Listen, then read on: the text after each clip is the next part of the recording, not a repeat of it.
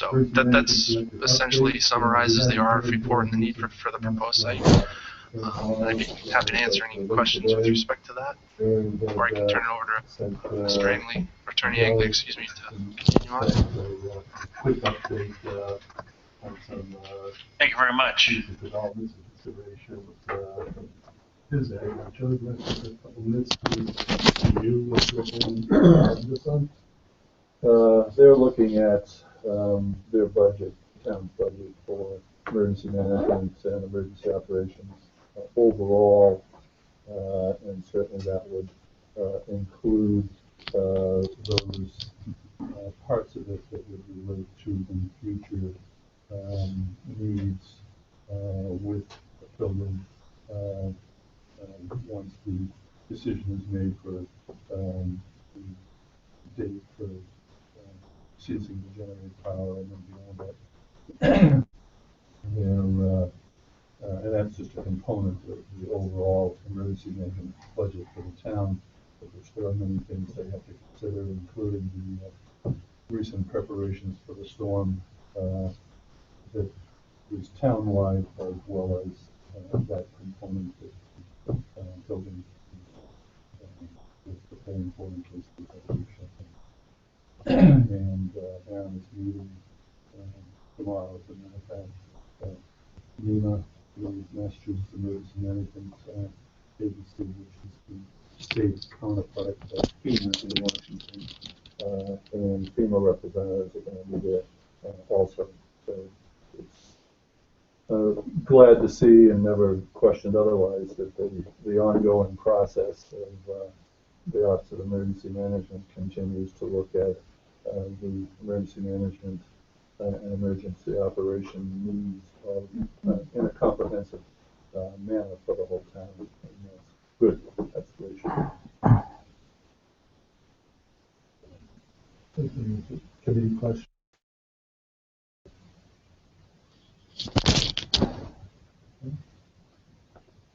Old business. I have one item.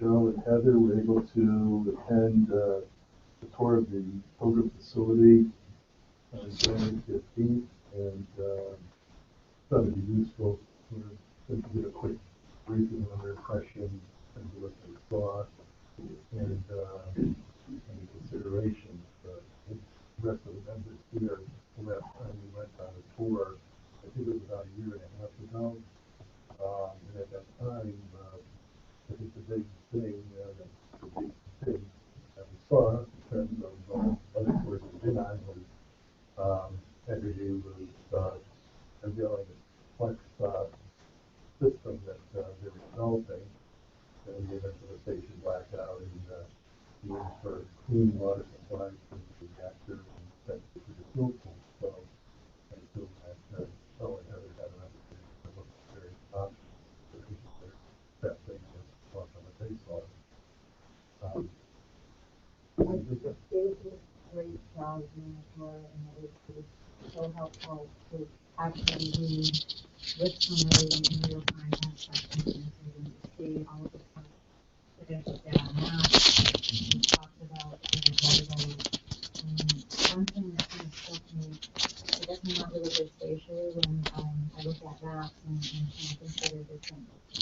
So when we saw the pads or the backpacks was, to me, it did seem like it was really close to Cape Cod Bay. It's different when you're just getting a number, but when you have a visual on something, it does sort of put it into perspective. It's a good for me, how close it is. Do you have any thoughts about the systems that they have in place there as far as what was explained? You they showed us all the different systems and what to actually see where they were like really help patients. So it was a good tour and very helpful to me. Right. It helped me also. I agree with Heather. We took our time, and since it was so new, I had never been in such a facility before.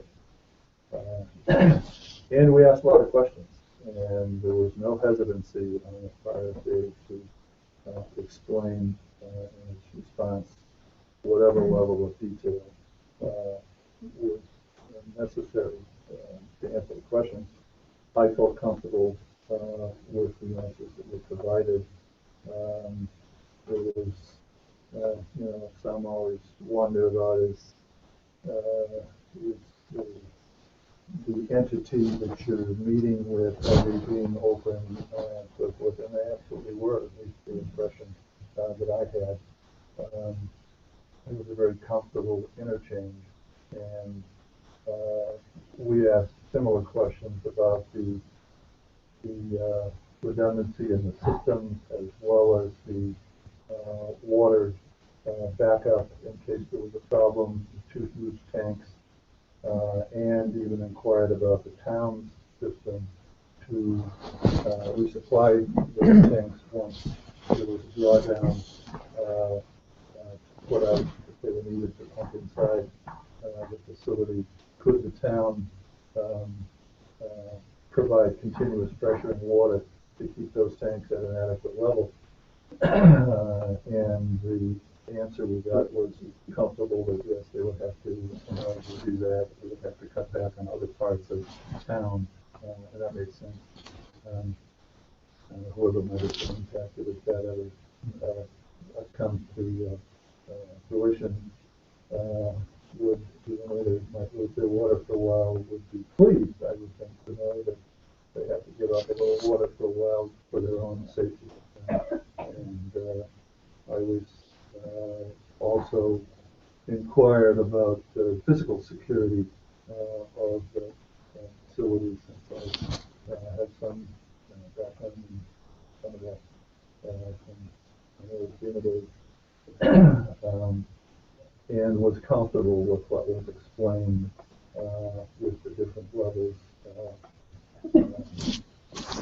the facility overall. So, yeah, it's an old plant, but I'm old, so I can relate to that. And again, I think they went out of their way to try and be helpful. And we even had, we were surprised, Heather and I, that Chuck was nice enough to be found part of a surprise welcoming committee that we ran into on the internal part of the plant. And we even had, we were surprised, Heather and I, that we would never. Chuck was nice enough to be found part of a surprise layer. By the time we thought we might find the answer to this every time we go home. But that wasn't the case. It was just comforting to know that there were all those different levels of security to get through, to get in, as it should be.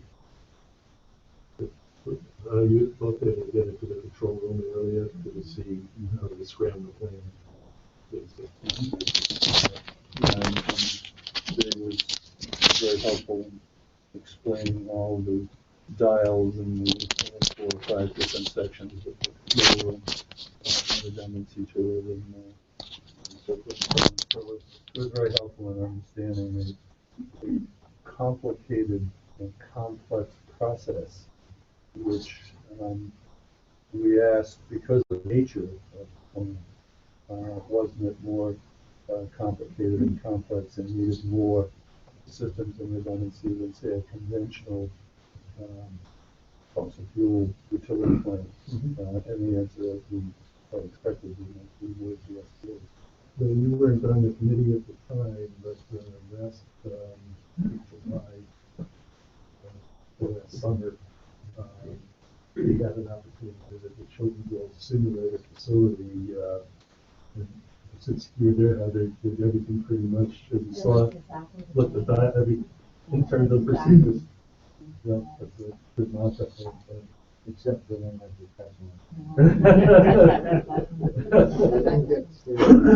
We weren't supposed to touch anything in the real plant either, and there were certain areas that roped off, and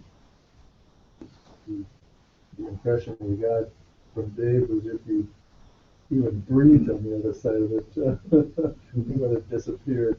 But it was good, and again, the redundancy and safety was very reassuring. Your plants, dosimeters, and we're showing that we can go out. Yeah, You're it here. was fine. Yeah, we look good. You guys have just the summer school, which is kind of. Yeah, yeah. Yes. Put together with everything that's done, that has to Were happen. we able to ask the tour attendant what changes have taken place since last been performed? I think that if we, Yeah, you know, that's pretty good. yeah. You know, I had asked when the NRC went to Radisson and stuff last spring about, whether central school would be kept in their damage. And they said, isn't it quite Wisconsin? And Dave, I did ask Dave that question, and he said, you know, if needed to do there, they have to do their central school, and that not all of their central education. Right, right. I know at the meeting, last week, the board of selectmen, we're still talking about having a permanent repository, but, you know, nobody wants to have nuclear in their backyard, and I don't think that we're gonna get public to be okay with barges full of spent fuel and trains transporting spent fuel across the line, because that, I mean, we don't want it, but probably going to be here. You bring up an interesting point. I know last March, when it was here, question would come up about what happens if the reactor buildings have to cool here, and the NRC technical staff there were assuming that there would be techniques available at such time to be able to safely transfer dead canisters, just like some of these the dead canister, the big canister on the field. But that remains to be seen. At least that's the game plan. I think you reflected on it. I thought we should reflect that statement for the selectmen. The concern we've talked a little bit about before, but to build on what Harry was saying, Pilgrim's no different than any of the other similar facilities around the country with regard to the storage issue and the public's view of them and concerns with them. Look, the problem is not the town, or in my view, the facilities themselves. The problem is the federal government. They created the problem and they haven't solved the problem. And hopefully, although I suspect many don't hold out much hope for it, but since the Congress created the laws that set up the NRC and the Department of Energy responsibilities, and the various plant facilities around the country have to comply with all those rules and regulations that come down from the federal government. If there are inadequacies in those rules, then the pressure has to be put back on the Congress and the federal agencies to modify their rules to whatever changes are necessary. And that, in my view, also includes, to the extent there may be shortfalls in decommissioning funds. Washington created the problem and they need to fix the problem. It shouldn't be dumped on the states or dumped on the towns who are impacted. It's a reality. I served 40 years in Washington, and how the system works. And the congressional delegation of Massachusetts, whether it's now or continuously for however many years, needs to keep putting pressure on Washington to help bring this a solution about for these kinds of problems it created, and for the other states throughout the country and all the local jurisdictions who are similarly impacted now or will be in the future. So in that regard, is it really any different than what the feds have in place right now for base area enclosure and base area realignment, RAC and Superfund? I mean, just another thing that they really need to deal with. They do and they don't often do a good job at it. They create problems and then leave them up to the state and local governments to fix. We used to refer to some of that as unfunded liabilities. And there sure are a hell of a lot of them around, and in my view, this is another one of them, a large one. And as I say, hopefully, better minds can be brought to bear on the issue in the future than have been brought to bear on the issue in the past, so there can be some much better solution and relief for the states and local governments. Any questions for the committee? If you have any, John?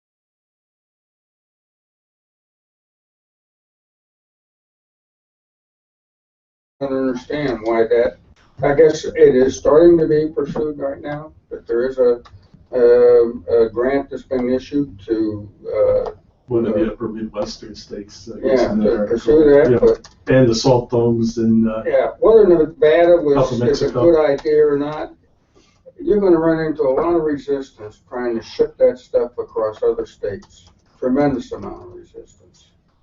And I know spent nuclear fuel is, or not spent nuclear fuel, but nuclear waste is being shipped at the present time without a problem. But once you start talking about the scale, it's not to the scale that we are talking about taking all of the spent fuel out of a nuclear power plant and shipping across the state. Go ahead. Well, not interrupting, Chuck can probably speak to it better than I, but we've sent barge loads of spent nuclear fuel on the Atlantic Seaway, the coastal inland waterway. All of the Navy, which is highly enriched, has gone by train, gone by truck, cross country.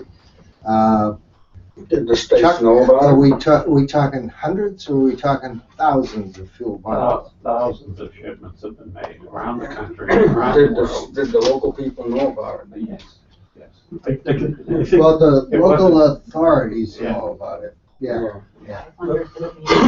we could spend a whole meeting talking about this. Well, let me throw one caveat in. Sure. What's been done maybe 10, 20, 30 years ago in a different world we're living in is, even though the technologies may be even a little bit better for that for the sake of argument, we're living in a different political world now, and you know, True, but and you can't. I think It's hard to license a McDonald's in town sometimes to come into place compared to. But I think, as Mr. Simpson said, it's worthy of discussion because you've got congressmen in California that want to ship their spent fuel to Texas, okay, and they're negotiating with states on the train routes, whereas you have Canadian highly enriched plutonium waste, okay, that they want to ship to South Carolina.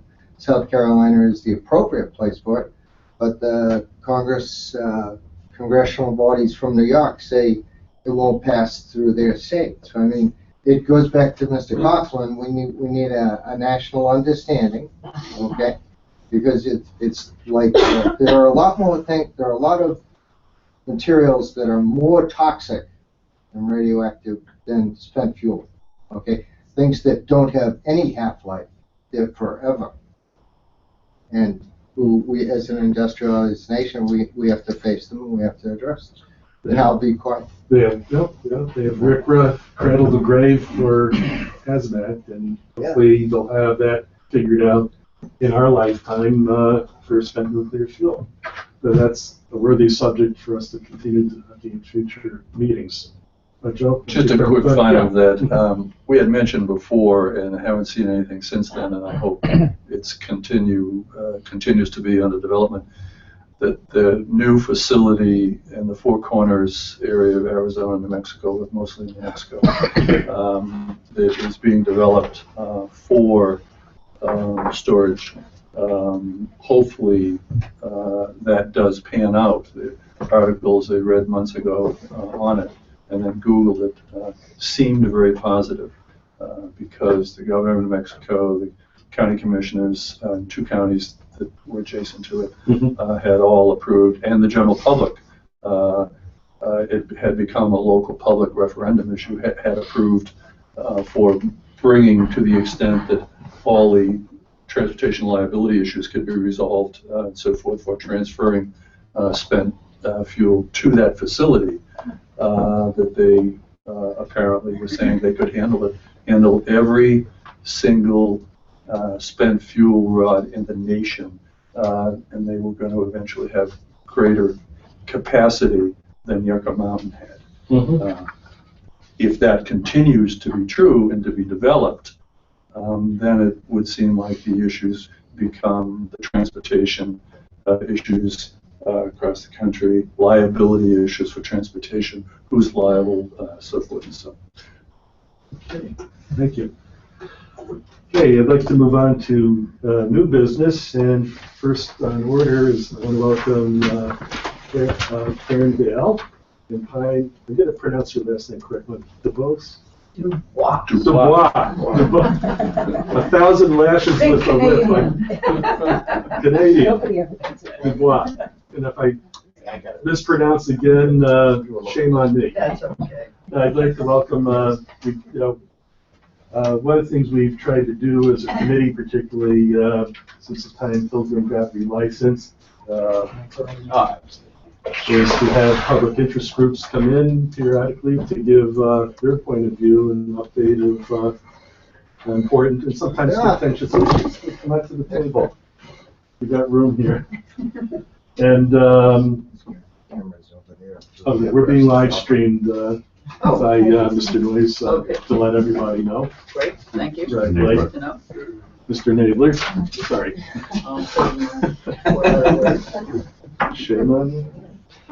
And last Monday, Karen was kind enough to circulate a letter and a document that Jones River had submitted to NRC regarding a consultant study that was done, finished up in December 2015, regarding a Revis flood hazard reevaluation report that Entergy had agreed to do back and submitted to March 2015 to the NRC. And this report, this Ariba study, as you will probably remember from last year, was done because all operating nuclear plants post-Fukushima had to comply with an NRC order to reevaluate flood hazard issues. So one of the issues that came up was the use of survey map information in the study, and last June, Entergy was going to provide Jones River with the survey report data that Ariva had referenced in their report that went to NRC. But at the time, because of petitions that had been filed by certain public interest groups to NRC there, unfortunately, Mr. Noyes was not able to provide that information. So with that in mind and other concerns and considerations that Jones River had, they commissioned a study by CSC, and I saw Karen and Pine last Tuesday at the Board of Selectmen meeting and asked if they would be free to come in and do a brief overview of this, and open if everyone here at the table had a time, any Q&A that we may have on that regard. So I'll turn it over to Karen and to Pine. Let me jump in first, Rich, if you don't mind. And Sure. I really appreciate you inviting us down to the meeting. We as you know, became involved in the issues surrounding Pilgrim during the relicensing process in 2012. And it was at that time that we began to raise a number of concerns, including the one that brings us here today, which is the proximity of the nuclear facility to Cape Cod Bay and the issues that come to us as a result of impending and existing sea level rise. So we were anxious to see the AREVA report. We waited for it, and we were following the various communications between Entergy and the NRC leading up to that from 2012, when the order relative to, beyond design basis flooding events first came out of the NRC to the nation's nuclear facilities. So when it came, we were glad to have it. We read it.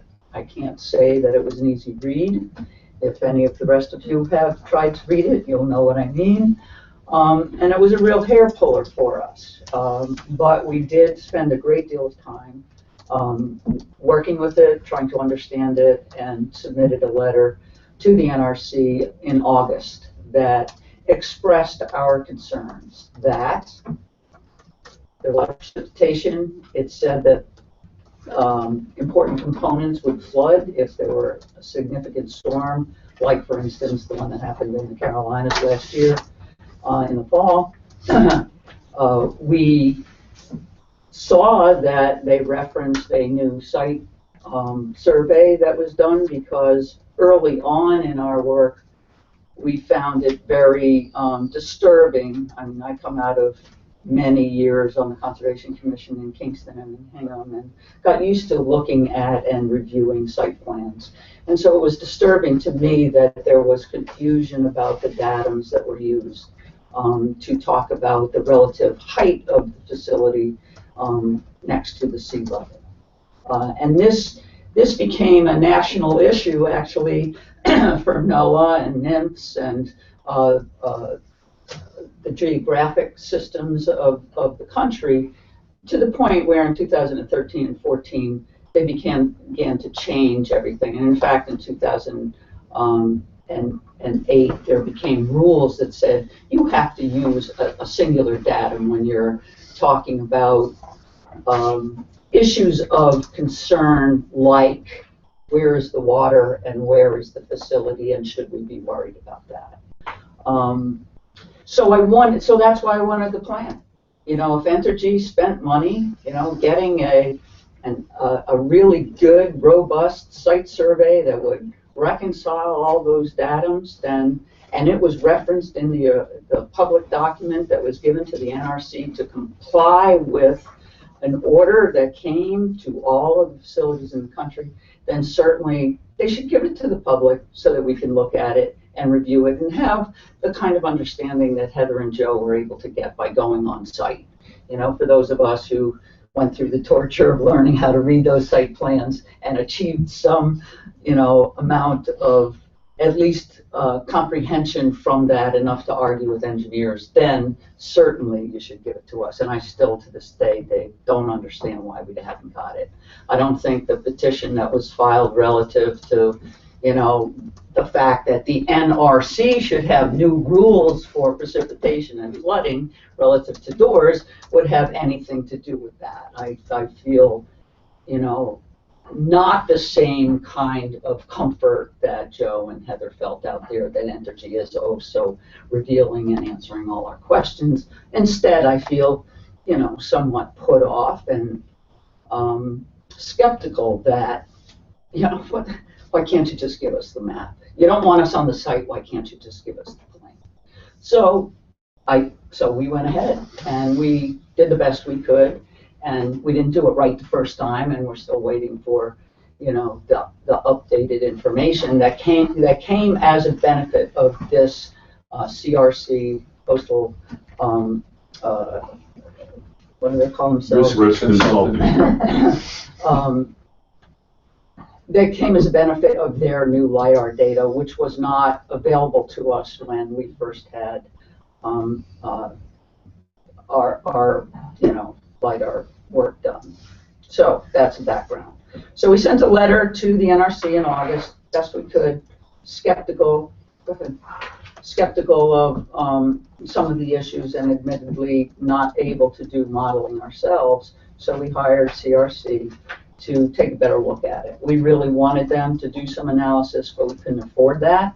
So we backed them off and said, just tell us what you think in your professional opinion. So it's not just us out there scrambling around trying to understand this.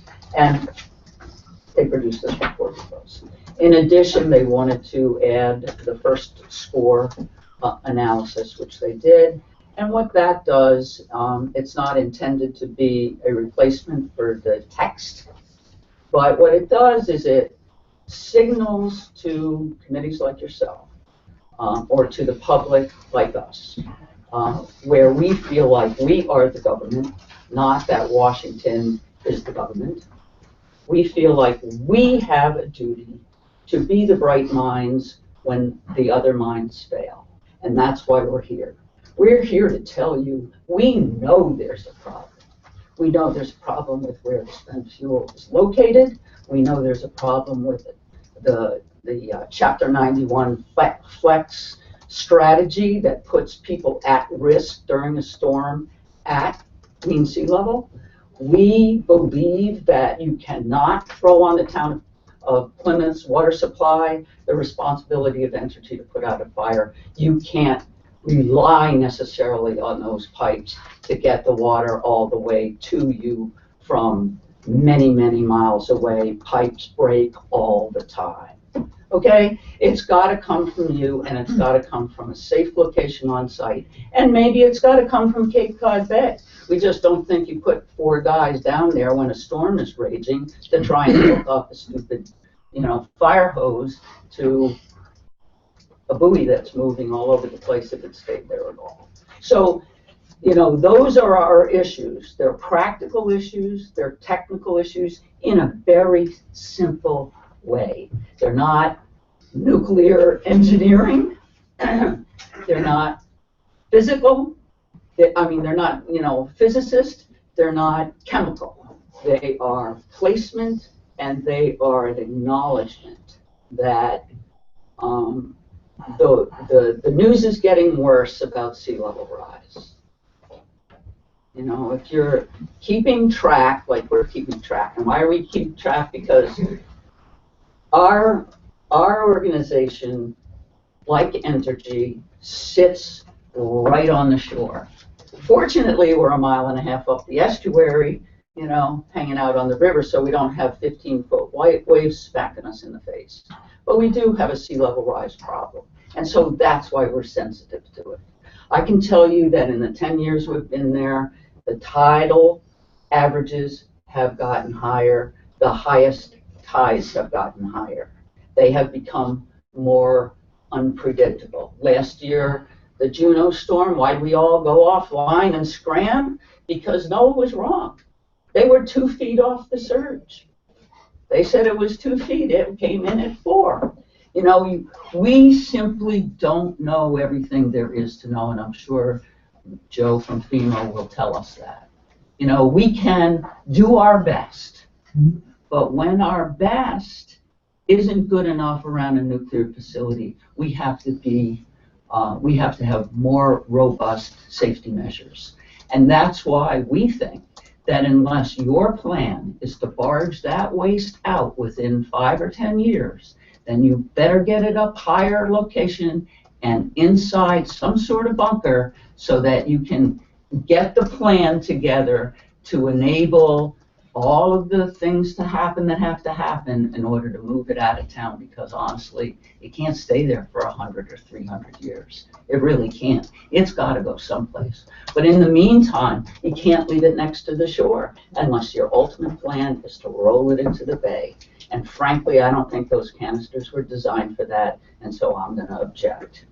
The current plan is to put it on a barge and take it to the center of Boston and put it on a train? Seriously? What we want is the plan from Entergy. You must have a plan. What is it? Tell us what it is.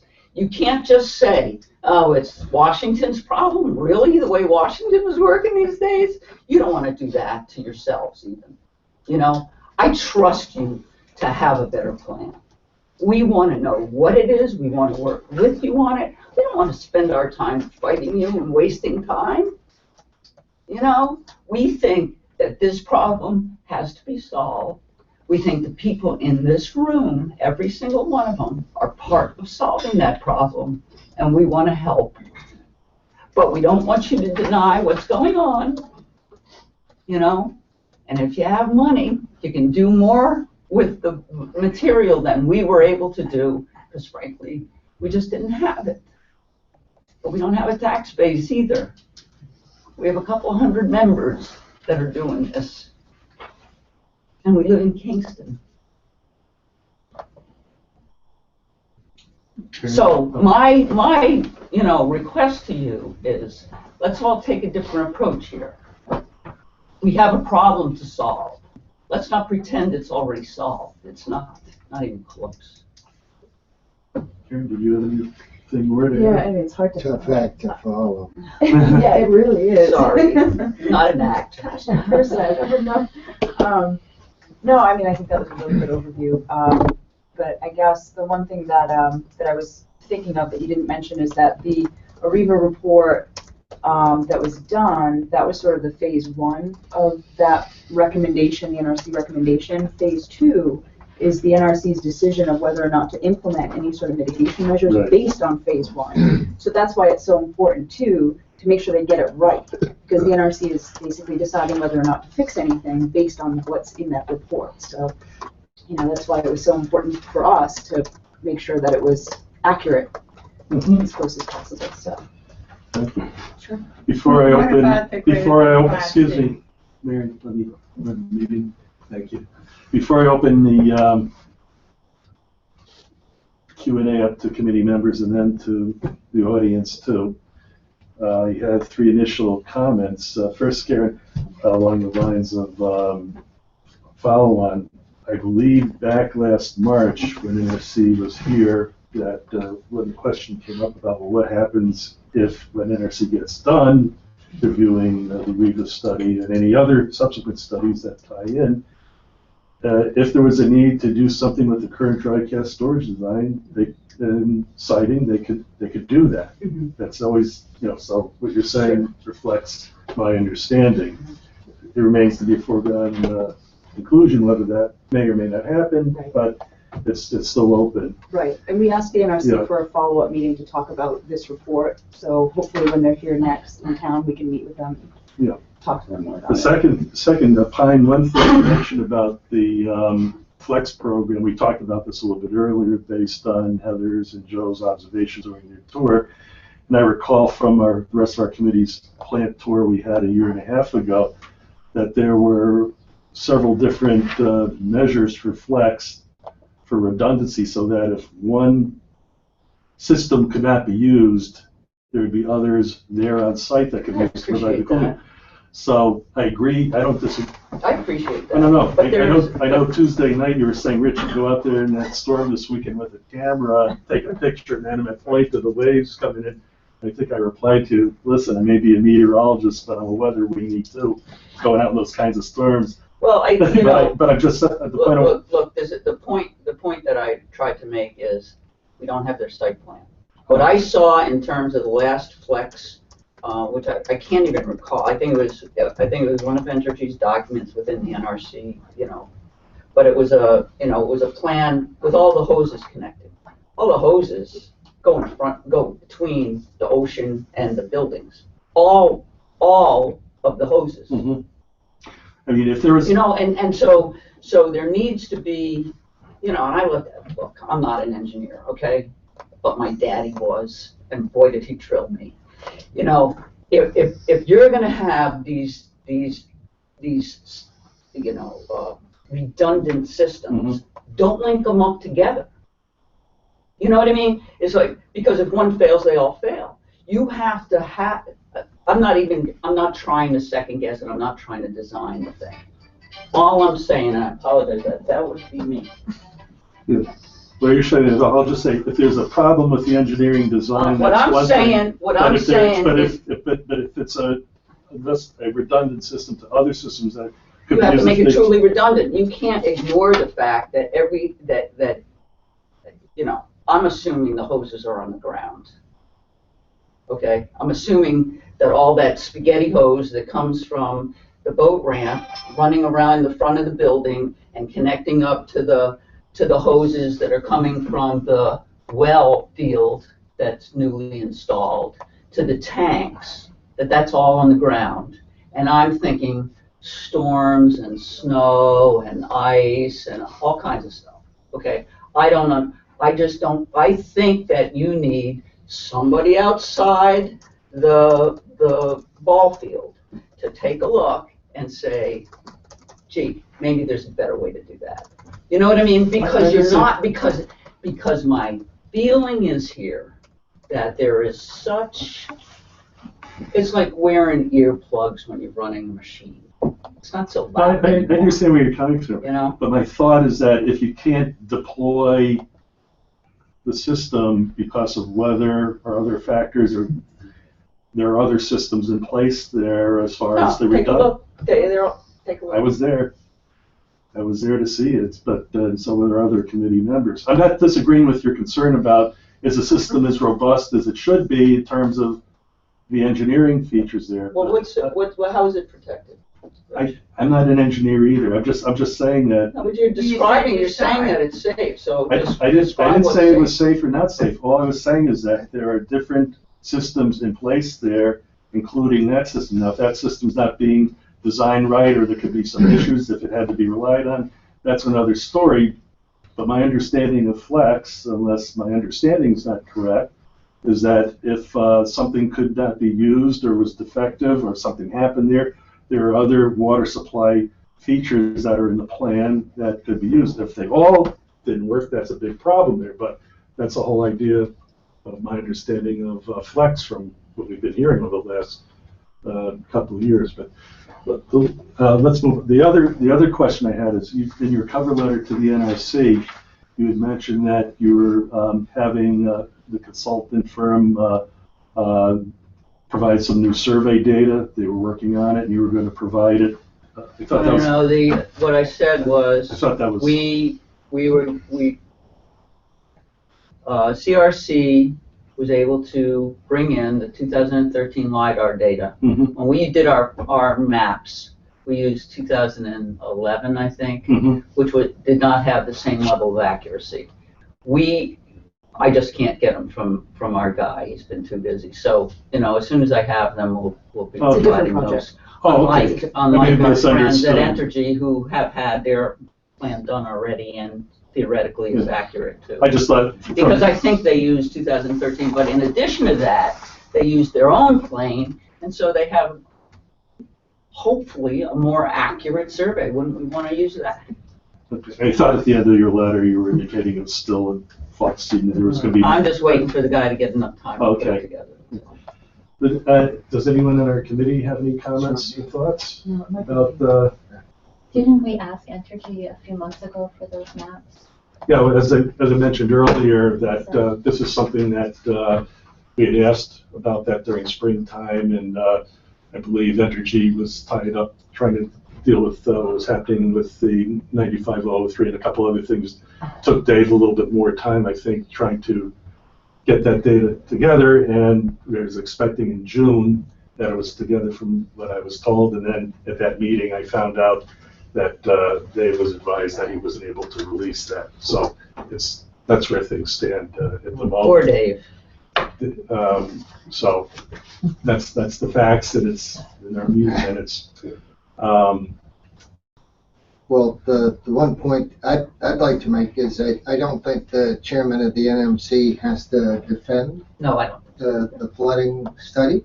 Okay, probably even Mr. Dave, although Mr. Dave presented it to the NRC is going to be the judge. Right. It's not going to be the Jones River. It's not going to be the That's NMC. right. There are going to be intelligent people, professionals, okay, that are going to look at, and I'm sure I know, they'll take into account your comments. Look, I know we're all, the gist of the take home here for me, okay, is when I started to look at this, I really felt stupid. You know, I felt like there was no way I could get to this stuff, right? And then, lo and behold, I started to understand that everybody realized there was a problem. You know, I'm talking USGS, NOAA, NASA. Everybody realized that there was a problem with the way we were looking at shoreside installations and the way we talk about tides, sea levels, and how it compares. So they have been working for the last several years to correct that. So we have a lot to learn, but it's not unlearnable. The information is getting more comprehensible. It's becoming more parallel. And, you know, if we pay attention to it and don't pretend that a problem doesn't exist because it didn't exist 40 years ago, we'll be able to solve it. I'm fairly certain. But I'm not willing to jeopardize all of Cape Cod Bay, just like the town of Plymouth is not willing to jeopardize the economic and social vitality of the town. You know, we don't want to lose our resources. And we recognize that, you know, we're in this together, you know, and have a 40-year track record that we have to deal with. We recognize that. I appreciate it. Sir Jim, you had a comment, your question, and I'll turn it over to Joe. I know Energy provided us a while back, they circulated a whole set of documents that they've collected over a lot of years of fish surveys. Mm-hmm. Have you had a chance to look at those and drawn some conclusions? Marine monitoring reports we're talking about, or? Pardon? Are you talking about the marine monitoring reports, or? They were. Yeah. Yeah, oh yeah. Yeah, we reviewed those. And have you drawn conclusions on those yet? Oh, yeah, there's a lot of fish that are in pinch, is my conclusion. I mean, has it impacted the fish population in the bay one way or another? It depends which population you're talking about. Has it impacted things, you know, certain populations? Probably. I don't have the information in front of me. I'd have to look at it and let you know. Let me just stop here. This is Jim's question that is brought up as a follow-on to Karen came in twice during the late spring and summer review, and I was going to have Karen come in to do an update of that whole subject matter. So can we, in the name of time, can we table that for now? Well, yeah, I'd like to hear her comments on those. Could you give a quick comment on that, and then if we need to have you come in and do a presentation. Sure, that would be. If you don't have all your information. That would be great. Yeah, I don't have all the information. Now, given the fact that Energy, that the plant isn't going to be in operation for 5 years from now, the sea level isn't going to rise that much from where it is right now. Why are we caring about this? I disagree with you. Where's the cash And so going? does I. Disagreeing in what respect? They're still going to be here for 5 years and beyond? No. I think they will probably be here for 5 years or 10 years. I'm hoping that in 10 years they'll be all gone and the site will be cleaned up. They made an announcement that, and it sounds firm and even, that no later than 2019, the plant will cease operation. I know, but we have contamination in the ground, which is part of our concern. We have the nuclear waste dump, if you will, in the dry cask storage and in the spent fuel pool. We have the stranded waste that's 30 feet from the shoreline in a canister that's not protected. We have significant problems there, and we have the facility.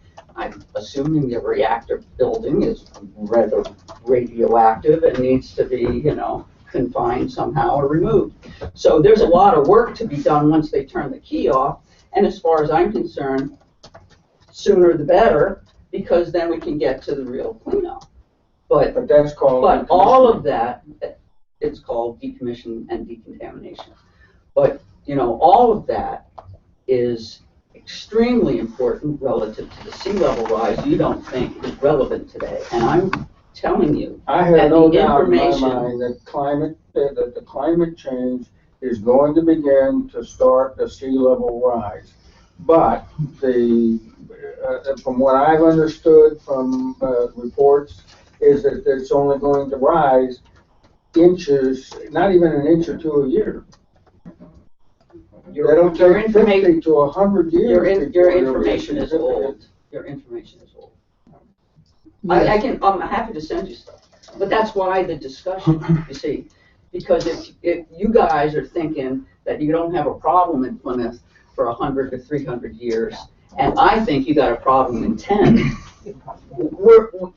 we got a gap to cross, and I am willing to cross that with information. We'll see what NRC has to say about this when they finish reviewing. I hope sometime by this March, us will have had Entergy's report for a year, and usually they take about that amount of time to go over something to that effect. But I think it's important to understand orders of magnitude here. Mr. Simpson, I think you're thinking in the order of in recorded history in Boston Harbor since the settlement. We're talking about 7 inches per century. Is that correct? Yeah. Okay. I could spend 15, 20 minutes talking about this topic as a meteorologist. Can he finish? No, but I mean, you were suggesting it's something other excuse than me, everybody, don't mean to interrupt, but we've talked about this whole topic. That's what this addresses. The 2 meetings That's what this addresses. about a year ago. So I'd rather keep moving, and Joe, I'd like you to, if you had some questions and comments. Yeah, We can come back to this, but we can only just cover just so much. I like Joe's I had read the Arriva report before, as have everybody else, I guess, and I read the new CRC report. It's got a lot of interesting data. The first 2 tasks contain, I think, 10 recommendations. Task 3 addresses some additional issues. There are several references in the report to Arriva not using current information, or at least updated information that seems to be available, citing NOAA and other agencies that apparently have the data. One concern that I had is a comment where they say Arriva analysis underestimates the risk by using outdated precipitation data that Pine had mentioned, and not considering future climatic conditions. I have to caution everybody on future climatic conditions is a controversial topic in a lot of circles, federal circles notwithstanding. I recall an issue years ago where you may not agree with the analogy, but at least from a conceptual standpoint, it's somewhat similar. We had been asked in producing flood hazard maps in FEMA to consider what was called ultimate growth, meaning once the plans for development within a community were implemented, which might mean 10 years from then or 20 years from then or whatever, they would change the flooding conditions within the community from what they were as of point X.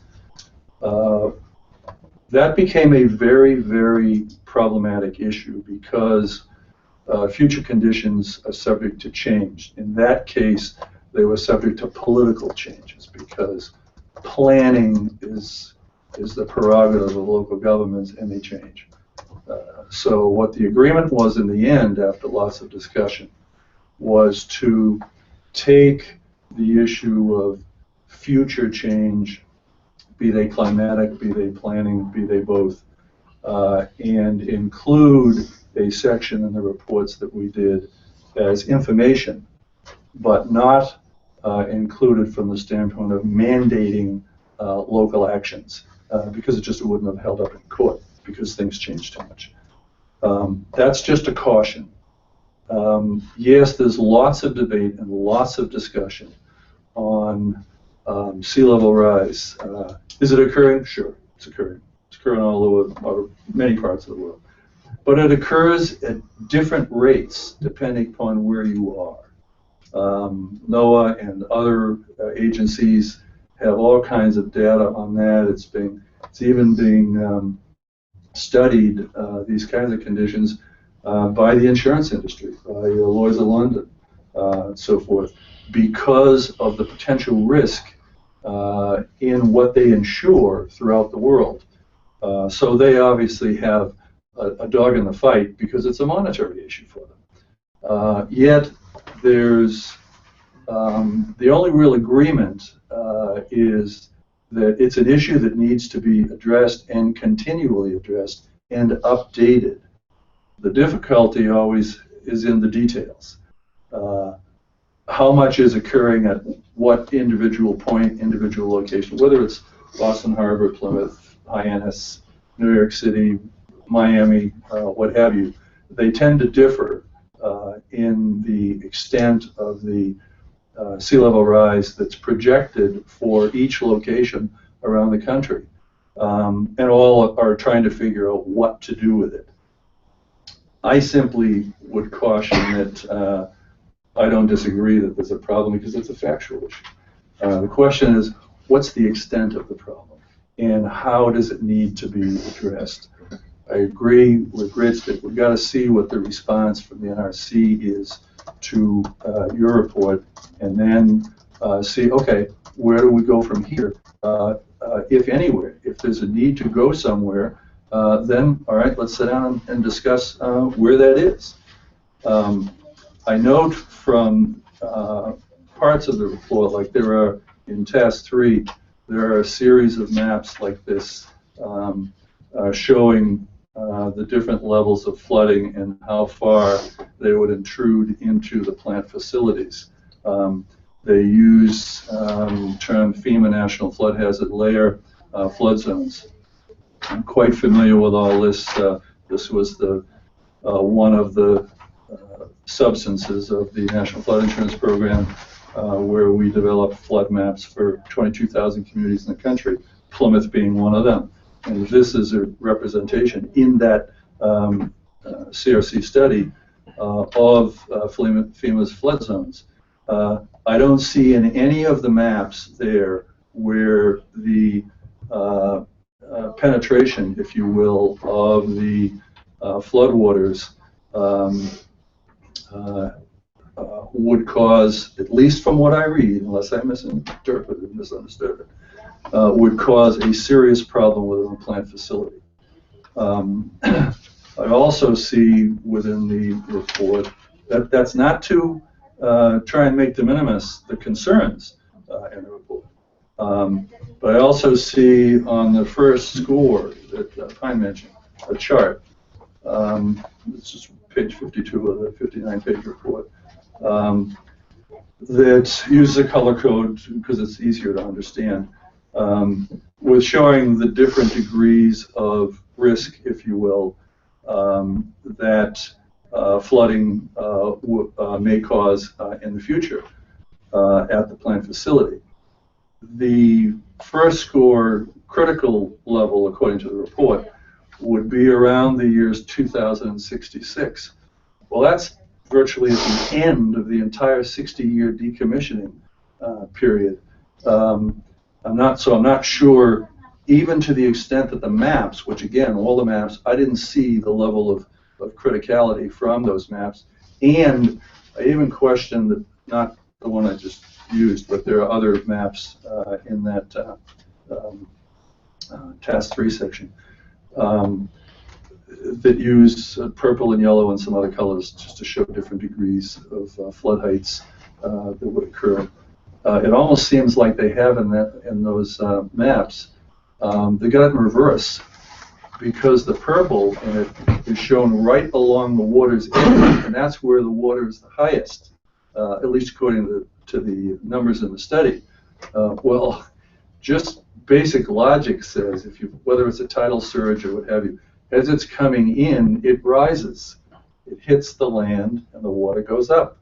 Well, to have the highest level right along the beachfront, and then lesser degrees of problem as it comes in an extremely narrow band on all those maps, I fail to see the problem.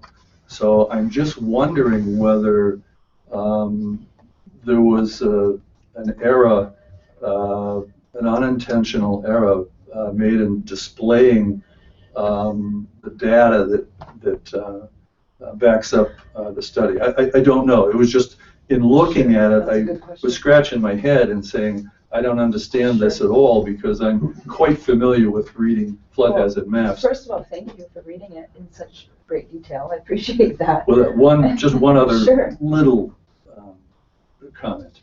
And I appreciate the background that Pine gave on how you went about doing the study.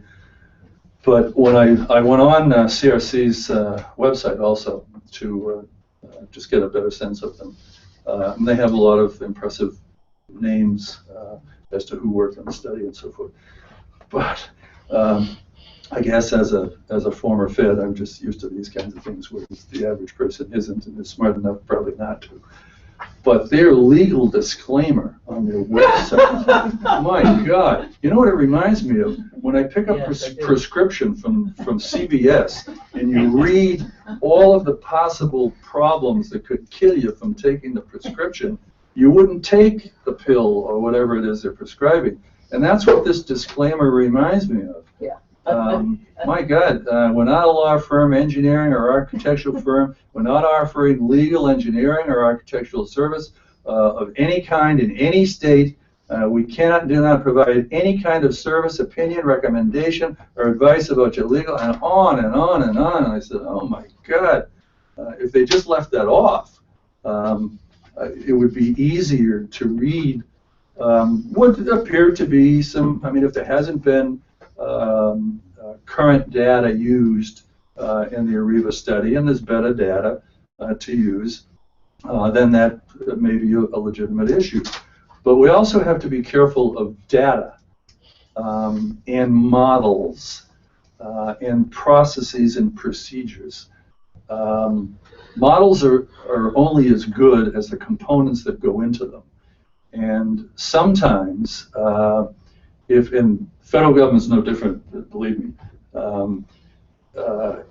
if somebody has an axe to grind, let's say it was a federal agency putting together their own model, and some of the technical staff believe it absolutely should go in a certain direction, meaning the results, not taking just the science where it is known at that point in time and saying, okay, let's put together our models and procedures based on the best information we have available to us today without using the personal views.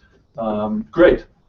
But I've seen many models, including federal models, that unfortunately don't pass that test. And I simply caution us to be very careful that in any data that's used, what we try and do is to make sure it is using the best available data, the best science, and so forth, and then trying to make objective analysis of the data, leaving out subjective views and trying to predetermine the outcome of any kind of study or analysis. I'm not trying to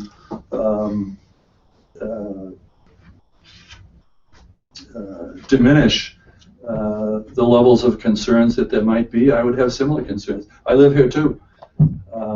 But I just want to make sure that any and all data that is raised and the views, suggestions, recommendations, and so forth and so on are done on as objective a basis as possible, because that grants them legitimacy in the overall process and makes all the different sides, I think, much more willing to sit down and be partners in trying to review whatever the new data might be or whatever the recommendations might be to try and come up with what everybody would sort of agree on with compromising. Almost every suggestion, recommendation winds up at the end with parties having to compromise, give a little in the process. And the more objective we can all be in the process, I think the better the outcome is likely to be when all is said and done. Joe, thank you for your perspective and experience. I want to move on, but before we do that, I need to address I know something. you do, but let me say something that cut to the chase there. That Joe was spot on in terms of talking about the window of decommissioning.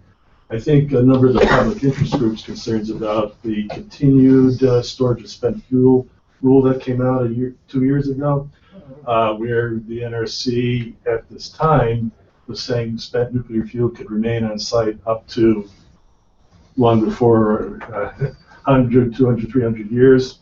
So it's not just, you're correct, Joe, in terms of the decommissioning window, but it even goes beyond that, where I know there's been some angst expressed, particularly over the last 2 years. I don't know if that was something you're going to bring Well, up. let me explain the first. But I want to do it quickly. I'm gonna do it quickly, and we can. No, I thought you had a question I before. do have a question, but the presenters, I know, I'd rather hear. but what we they- are. Let me address what Joe just said in terms Sure. of the first score and pointing out the 2066 issue. Understand that the first score is a flat score.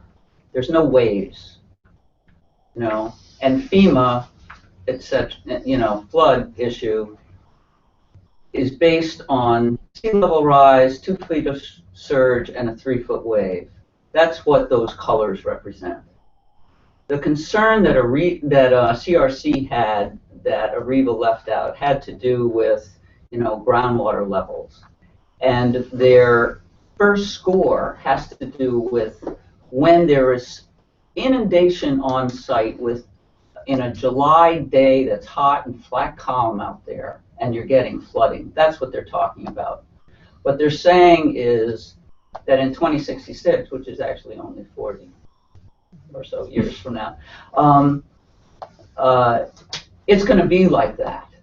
And you're going to have flooding on site, so that any sort of decontamination or decommissioning activities or anything, you're going to be in the water pretty readily. And you don't want to be. And so that's the point of us saying, look, if it's going to be like that 40 years from now, don't you want to get it out faster? Don't you want to do it when it's cheaper? Don't you want to do it when you can before you contaminate Cape Cod Bay? That was the point. We find the FEMA maps entirely lacking for an industrial application to assess the risk there.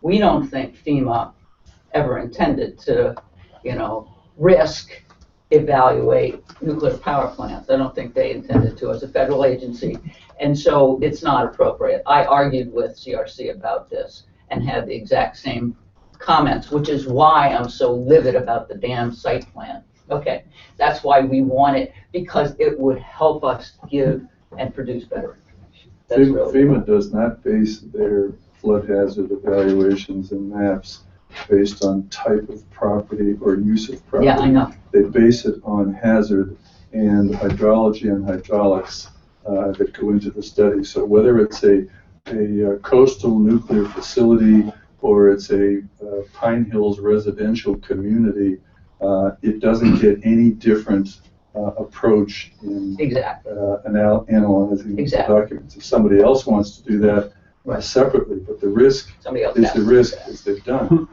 And the maps dealing with coastal flooding have been revised in recent years for Plymouth and other communities around here.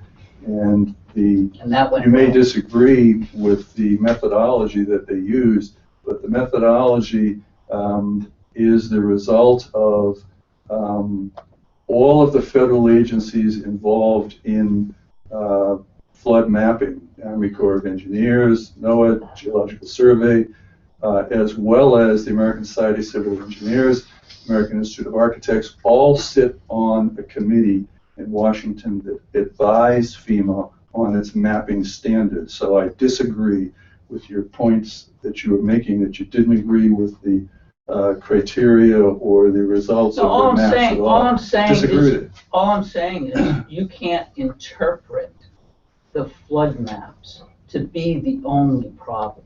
That's all I'm saying. Because you don't, because FEMA, no. What your study shows in the different maps, not just the FEMA maps, but the other ones, it's an analysis. whatever you want to call it. Well, I'm just saying. It's displaying the risk. How you want to then apply the risk, that's a different issue. But those maps in there are supposedly the result of a pure technical analysis, and that's fine. And as I say, when I read them, I don't see the risk that the verbiage is saying is there and that you're saying is there. That's the why maps don't support it. It's an appendix because it's talking about something else, and the maps were not supposed to reflect the text. It was supposed to be an added tool, if you will, to evaluate the decommissioning issues. That's all. Okay. Any questions from the public before we move on? Mary? Yeah, my point, you made one of them, was you can't look in terms of the end of 60 years for decommissioning means everything magically has disappeared and the problem's over. Because we also have to consider that Entergy is a limited liability company, and they told at Vermont, Vice President Toomey, the legislature, that if the cleanup wasn't accomplished after 60-year period, see you in court. And I think I mentioned also the greater than Class C waste that is to go along with the spent fuel and treated the same way, so it's orphaned, is sitting in a precariously close location. And it seems to make no sense. I mean, why have that barrel there when you could move it further up? It just makes no sense being there. And there'll be a greater accumulation of greater than Class C when decommissioning goes. My last point is, I remember the selectmen of Plymouth stating when the NRC were here that I think Ken spoke first. We don't trust Entergy and we don't trust the NRC. And so I'm listening to, well, let's see what the NRC has to say. So that says to me the importance of citizen participation, town participation, etc., to be a voice at the table so everybody comes to the right conclusion and does not just say, well, we don't trust the NRC, but we do trust the NRC to do all the work. I'm just making that point. Okay. And I think this is how I try to run this committee, as you know, in terms of trying to get I think you do a great job. That's not the issue. Oh, no, the issue is the NRC. I think we have a response for Yeah, I Heather. just have one thing to add. Sure, Heather. Mary, Sure. If we're going to go along with what the NRC says, and we don't believe them, even if we did believe them, they changed their recommendations on the fly, and I do agree with her that we should be experts on this and educate ourselves. And I know that time is of the essence tonight, but it would be really great if time to come back and finish the rest of what she wanted to say, because I think it would be beneficial for Okay, you to hear it. Okay, there's follow on. No, I think there's there's a longer conversation, certainly, and there are other people that have skills. We met a professor at UMass who does the storm modeling and this kind of thing, and you know, we can't hire him, but it'd sure be worth talking to. We could certainly have you. Maybe you're not a stranger here with Karen, but I think, I'm hoping NRC will get done with their review by early spring, about a year's time, we'll see. And I expect, from what I heard our select board chair say last Tuesday, he is going to be having as he did last February, public interest groups invited in to give various talks and presentations on various topics there at the Board of Selectmen level. And I like having these kinds of meetings here when we can because it's an opportunity to discuss things. I think Joe had some very important professional experience insights on things, and may just change some focus in terms of any follow-on work or anything that's being looked at. So, To continue on your line of thought, though. Sure. Okay, I think we have to consider we're just a board. We're made up of different disciplines. Okay, different areas of knowledge. Okay, I don't think we're the governing body. Okay, I mean we have the Nuclear Regulatory Commission, and I don't think the good Mr. Tavares was suggesting that the NRC was going to sacrifice the people of Plymouth. Okay, I think they have staff. I might not agree with all the members of their staff, as you obviously don't agree with the members. Oh, I don't mean to suggest what you're saying. Okay, but and there are processes, and I'm not a process weenie, but I understand there has to be processes, and there has to be a point at which a decision made. Is something safe? Is something adequate? Is something unsafe? Okay. I remember my history, my Plymouth history.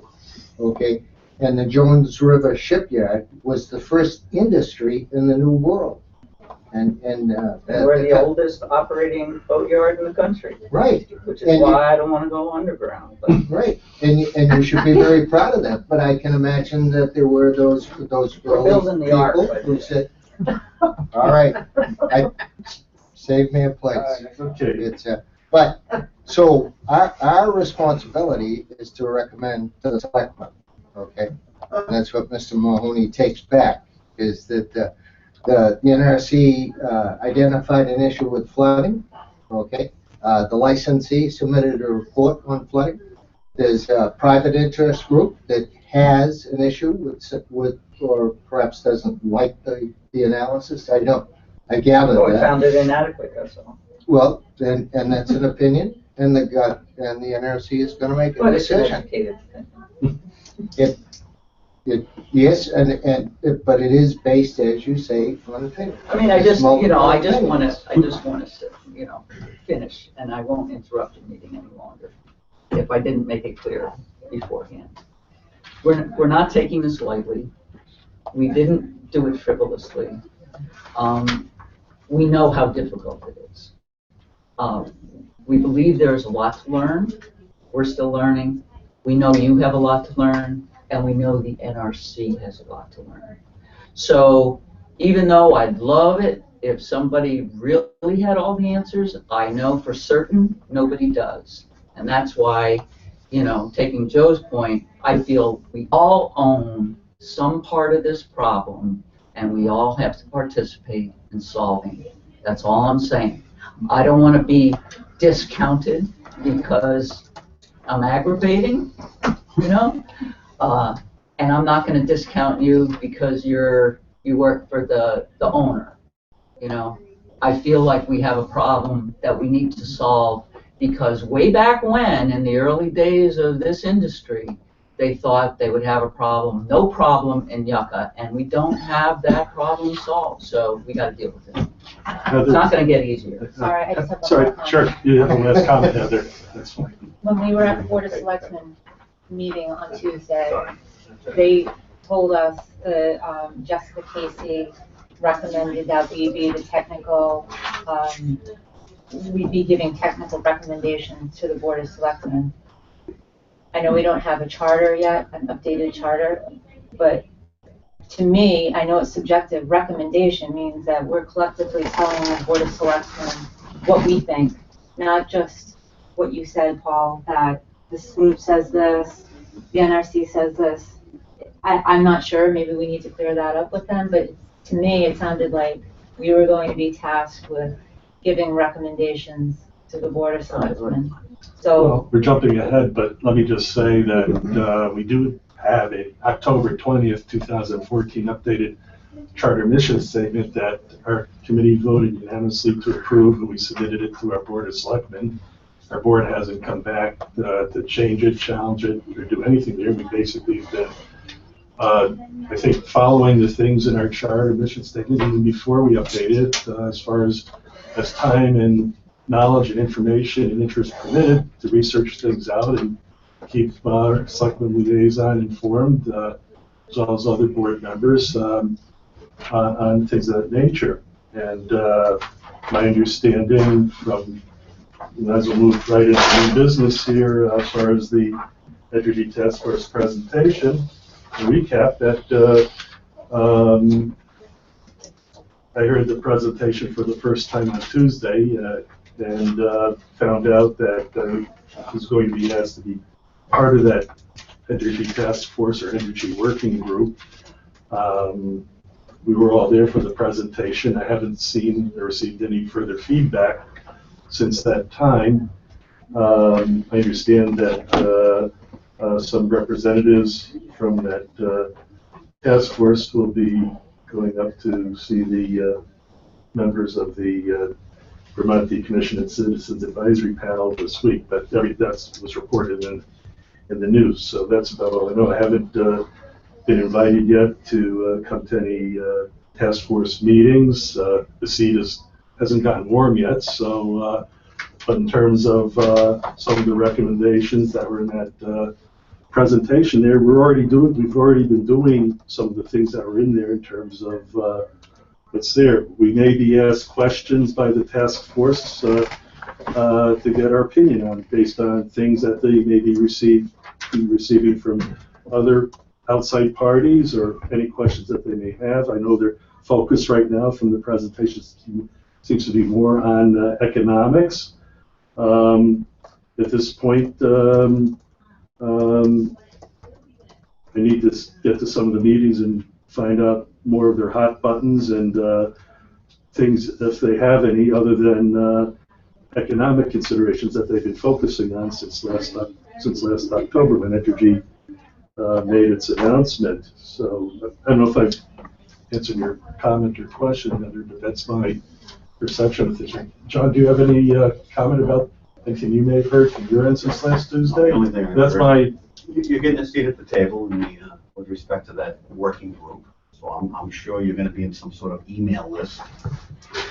They're going to notify you of whenever that next meeting is. And that's a pretty fluid group, because it includes, I believe, you know, obviously the entire board of selectmen is more than willing, welcome to show up if they so choose. So that was it. There was a few tasks or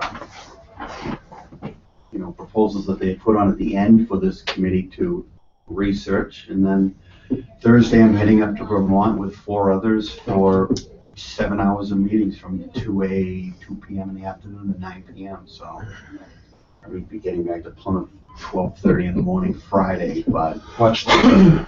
Huh? Watch the weather. I gotta be honest with you. That's not up there, down it's here. It's far more exciting than this meeting that I'm gonna have to jump off in the middle of the highway. Couple of questions, one for the good selectman, Mr. Mullin. Is there a reason Yankee Road plant is not being visited by this pen? I mean, the Commonwealth has an existing nuclear power plant that has been decommissioned. It was a utility, not a market reactor, that's why. Mrs. Limpet, I do understand that, but I was asking Mr. Oh, just The giving you the question is answer. what? But I also understand. I got an itinerary right now. You're asking why we're not specifically going to the plant? Well, I'm just wondering why you're not going to Yankee Road. Oh, I'm sorry. That's okay. You were distracted and Because I distracted. think that the, obviously this is the most recent thing. Yeah. Entergy, 15 months ago they went under, so it went off. So, we gotta start off at the Brattleboro Development Credit Corporation with Executive Director Adam Grinold. I can Whose save name you, I believe is I can familiar. save you some time, Selectman Mahoney. You're not going to the Yankee Road Power. That's correct. Okay, all right, the next question, nothing bad. Okay, now see, Miss Heather and I agree on an awful lot of things. We do, and we care about the people. We live here in Plymouth. Of all the people, okay, we live here in Plymouth. So what would we expect Selectman Mahoney to take back? The fact is, the Selectman, there is a concern for flooding. The NRC was the one who raised the concern as to flooding, and it was nationwide, okay, as Mr. Coughlin brought up, okay? So, Thank you, Brian. so that being the case, okay, the NRC came up with these rules and had these facilities respond. And these are extensive reports, and they get into a lot of things that the Jones River talked about. So they submit the report, okay, and then there are various people who might take disagreement with it. But the selectmen in the towns in California, okay, in Massachusetts, they won't be making a decision with that information. As I understand it, you will look to the NRC, to say that the site is adequately protected or is not. I mean, you're not going to look to me, to Joe, to Heather, to Rich.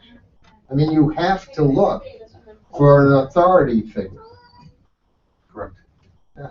That was my only point. Jessica got up there the other night, and Yeah. I think she had 7 or 9 points. There was one bullet, and she was focusing on the economics. Yeah. That's her job, is what she was hired to do. Yes, sir. And there is opportunity. Yes, All these sir. other communities, you keep hearing me say that, they ran up against the wall. We're not. But we don't have a problem with revenue. We have a problem with what we do with revenue. Yes, sir. Keeps being thrown into the abyss of the general fund. I don't know how many times. It doesn't work. So anyways, but I disagreed with what she said, and I believe Megan, did you get up? I did not. So did you get up? I did my comment. Anyways, so Mary get up, and yeah, I think, I mean, ultimately it's going to come down to the NRC, but I think that we do have an obligation as a local town board and state representatives and congressmen to And we keep saying. facilitate change. Yeah, yeah. I just don't see why you wouldn't, as a community, considering that you and I both live in Plymouth and own Yes. property and plan on probably staying here, why you wouldn't want to weigh in and just automatically divert to the NRC? Because if that's the point, why is anybody going to give any comments on the ANPR Well, if we're just going to go with whatever they say? well, there was a anyway? delegation that went down to DC. They Right. got were you there, Monica? Not in DC. Okay, so I think Vinny went down. Yeah. I think there was 5 or 6. I think they had 90 minutes with Markey and Warren. Right. The For in the senators. minority. Yeah. Huh? For in the minority. No, I can't do anything about that. My vote is in Plymouth. So anyways, it is what it is. They got 90 minutes with the 2 U.S. Yes. senators. It was a very positive meeting from what I understand. I mean, it's a Herculean task that lays before us, Paul. And, Yes, sir. Kenny's retired now. He certainly has more time to put into the chair job. Yes, sir. 24 hours a day if so needed, but we're going to try to impact the process. My understanding, And I agree we should. I'm only suggesting we should look at the process and see where the process affects Plymouth. I mean, we can look at Vermont, okay, and we can see what's happening there, and we can see that there are people diverting funds from the town, okay? And I just, Ms. Casey might be onto something. That might be the significant thing, In Vernon. right? Yeah, so I think we'll see some, we're meeting with local officials, I believe, Entergy, the Chamber of Commerce and stuff like that. Yes, And then sir. there's some forum from 6 to 9 with, I believe, the NRC, so. I think we've pretty much jumped into the next 2 items on the agenda, but I'm going to jump ahead of that at the moment regarding the decommissioning advance notice of proposed rulemaking. Your public comments are due by March 18th, and NRC has indicated that it's not necessarily going to respond to public comments that are submitted. But my understanding from the Jessica's presentation on Tuesday was that, and this was discussed by the Board of Selectmen after the presentation, that the Energy Task Force was going to be drafting up some letter on behalf of the Plymouth Board of Selectmen to be submitted to the NRC regarding that ANPR. And what the focus of that letter may be and what the issues are still remains to be seen. Whether our Nuclear Matters Committee will be asked to take a look at that letter, I don't know. We'll just have to wait and see. We've got another monthly meeting, February 22nd, the fourth Monday of the month, so we'll be able to meet certainly then. I'm hoping whatever letters there'll be from the ETF. It sounds like the Board of Selectmen Chair wants to rely upon the ETF to come up with correspondence and recommendations. Mary had touched upon one point earlier in public comment, and we didn't have time to get into this at last month's meeting, but I've put a few quick notes together regarding the ANPR relative to EP. I just want to throw it out to the committee. Some food for thought. Other people on the committee may have some thoughts about other subjects or topics in the ANPR.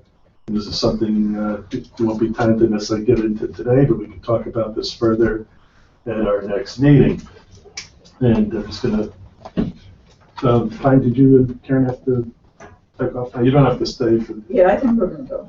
Thanks. Okay, thank you. Thank you for this. Okay, great. Thank you. We're almost done before we get into meeting minutes. Oh. Okay, Thank you. thanks for Yeah, coming. thanks, guys. I'll have a lot more next month. Yeah, that's fine.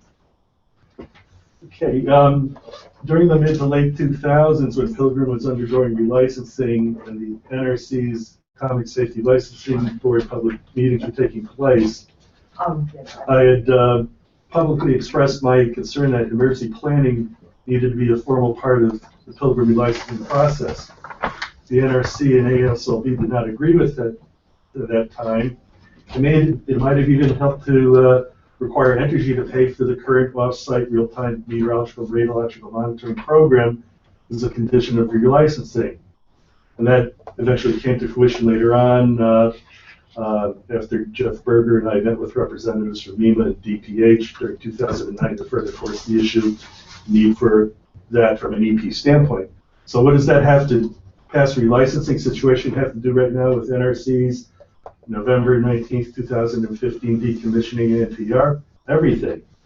In terms of emergency planning and potentially eliminating the need for the emergency planning zone, the ANPR is simply focusing on the physical reactor building and spent nuclear fuel pool. The NRC tries to make a compelling argument for eliminating the EPZ and the reactor decommissioning process, and from the engineering and safety standpoints, the NRC does present some seemingly clear arguments on that. But in terms of the in terms of emergency planning and the EPZ, the ANPR does not get into any kind of discussion about dry cask storage, which is external to the reactor building and spent fuel pool, and especially if part or all the spent fuel were to be placed on the external concrete pad at some point sooner than later during the decommissioning process. But akin to EP not being a part of relicensing, as I just discussed, dry cask storage has its own NRC regulatory licensing program and protocol, and hence is not discussed at all. It's not part of the current NRC's ANPR decommissioning discussion. So could or will something fall into the NRC regulatory abyss if proposed and future promulgated new NRC regulations for decommissioning end up eliminating the EPZ? And if the EPZ were to be eliminated, might the MDPH, Massachusetts Department of Public Health, decide to reduce or eliminate its current off-site real-time meteorological radiological monitoring program? And lastly, although the postulated consequences of a dry cask failing for some reason, canister defect, normal wear and tear, environmental degradation from the coastal marine environment, terrorist action, etc., and resulting in a radiological release to the atmosphere, may be much less consequential than those postulated design basis or beyond design basis nuclear reactor accidents for an operating plant, does that mean that the EPZ should be eliminated or reduced in size for a plant that has most or all of its spent nuclear fuel in dry cask storage during the decommissioning process? So I did read the whole ANPR. I assume everybody else has read it. by now. It's been out since November 19th. And again, I want to see what the new Energy Task Force has in mind in terms of any letter that they're planning on putting together for the Board of Selectmen. One of the things I found during helping to spearhead the top 5 issues report, Pilgrim Issues report last spring, was that in certain instances on certain topics, everyone had a different opinion. And it was pretty tough to get consensus on things, and I think we created collectively here as balanced a document as we could. Not everybody may have agreed with every single sentence in there, but I think it struck some good balance there. I think if our committee was, if we were trying to put something together ourselves, since our Board of Selectmen is already expecting the ETF to put a letter together there, unless we're asked to do this by our Board of Selectmen right now, we could put something together there and submit it if we could get some consensus. But I'm thinking, given the time frame and situation, I haven't been to any of these committee meetings. I don't know how often they meet.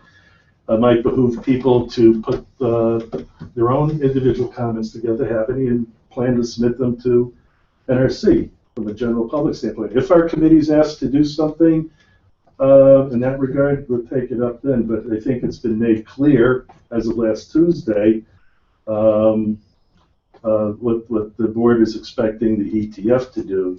Monica, I don't know if you have any other, since you've been attending these meetings in that regard, but I'd be curious what your opinion is in that regard. There's no set schedule. When the task force first started to meet, we met almost weekly, and then the meetings slowed down a little bit because assignments were given, and the trip to Washington occurred, and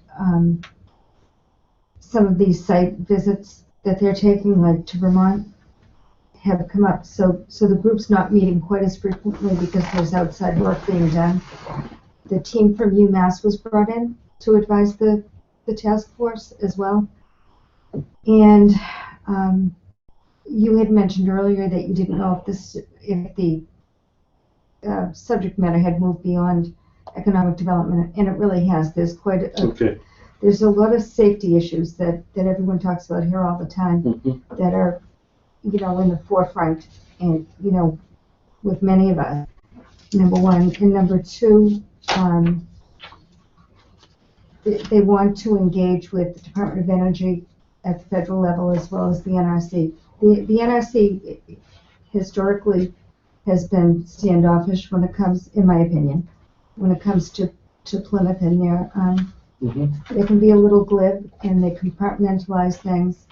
So I think the hope is to get DOE engaged, because DOE also had made commitments way back when, and that's part of the focus of this group as well. In that regard, too, Monica, in terms of since Jessica did the presentation, I made sure after I met with her Tuesday morning to get introduced and find out what the presentation is going to be about, to email her a copy of our current Kennedy's Charter mission statement, so at least she understands what do we do, what are we about, and also a copy of the top 5 issues report from last April, so she can at least see at the time what thinking of the committee was, and maybe that'll stimulate some other questions or thoughts. I'm sure it will. I think felt it'd be good for her to get up to speed, at least from that standpoint, if she hadn't been given this information already. Does anybody else on the committee have any? Yes, for Miss Monica, an offer. I mean, my gosh, if that committee has safety concerns, then this committee is who they should be asking them of. It should be Mr. Rothstein that should be able to speak to all the different disciplines, aspects where he needs to call in people. Well, but they should not be.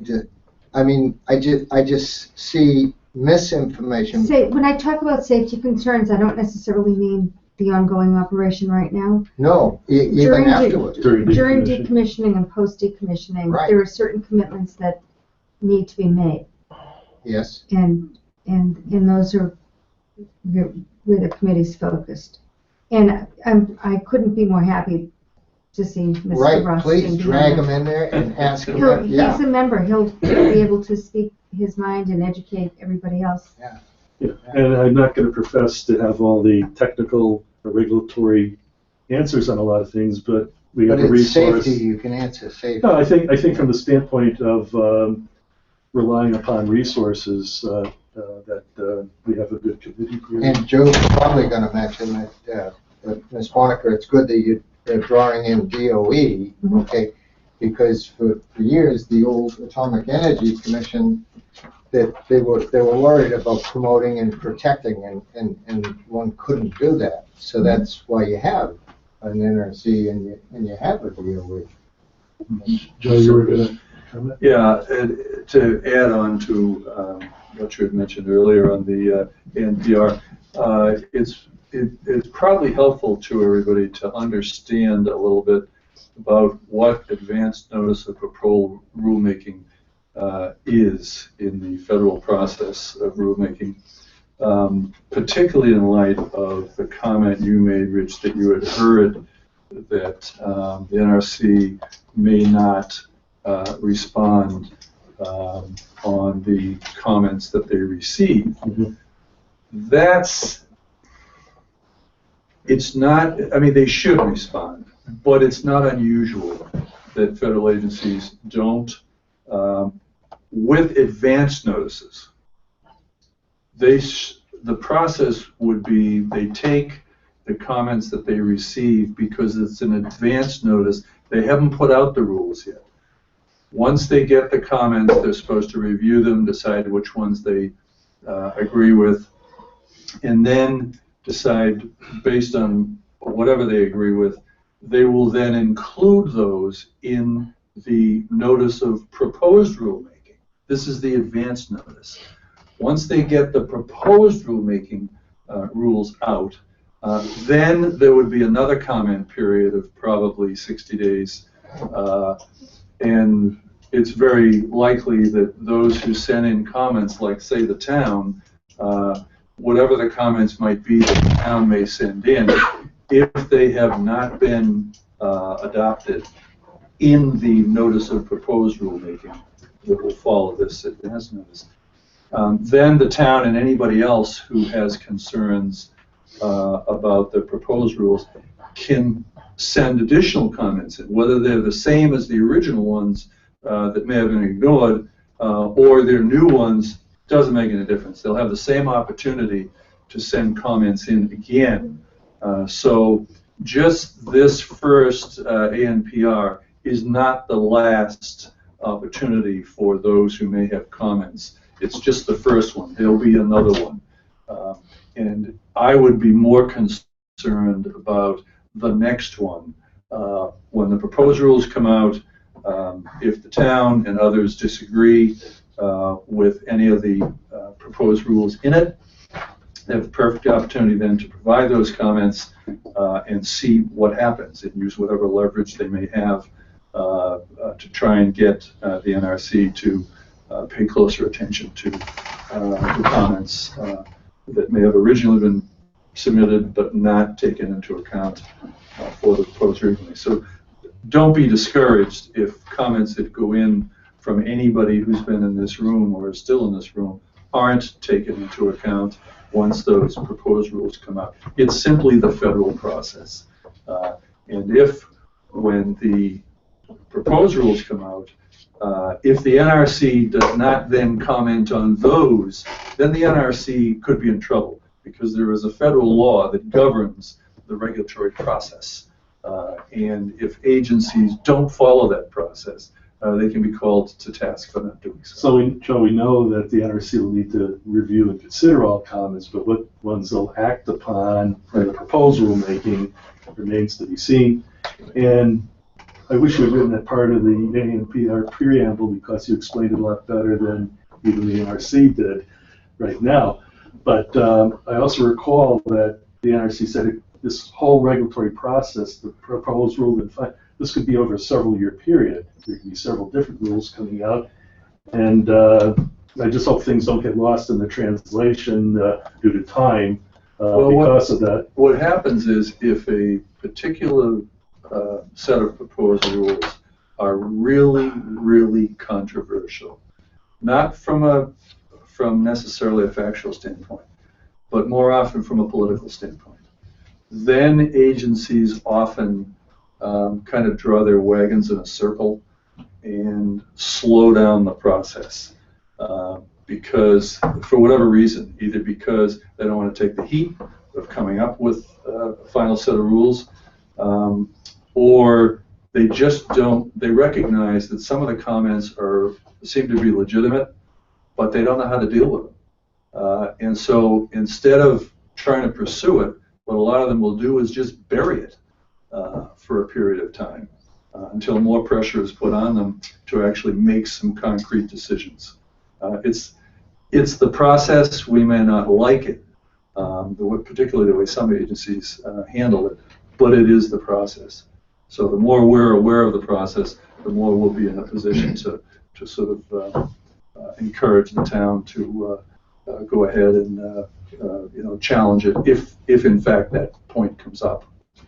Well, thanks, Joe. Let me ask a question. Do many other committee members have a hot button about anything else that they saw in the ANPR that we don't, it's getting late, so this is something that they could bring up, I think, certainly at next month's meeting. Is there anything that caught anybody else's eyes, just in terms of the topic? What about security? What about express? Well, I'm talking about I'm asking a question here for the committee members.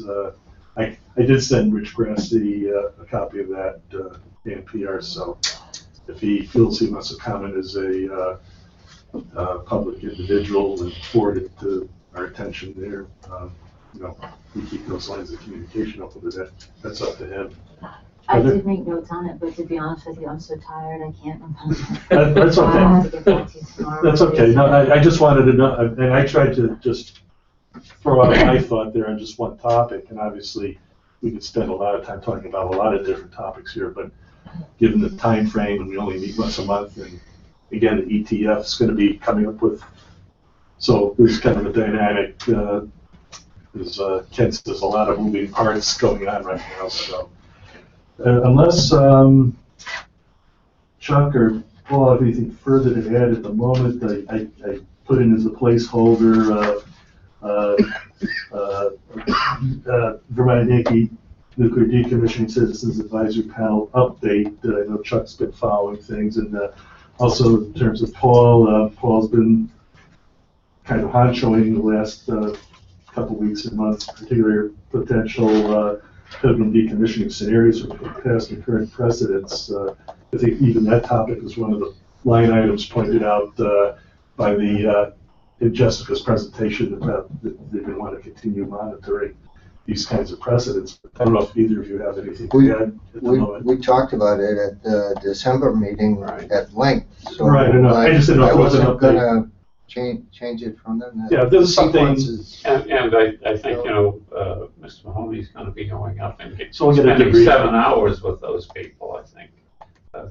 He'll have a lot more to say. We'll interrogate him. So he'll come back with all the solutions. Okay. Is there any other new business? If not, we'll move on to December meeting minutes. Would anybody like to leave? Yeah, we can take that. I'm just going to verify. I got to throw this in. Let me just take a quick 2-minute recess and.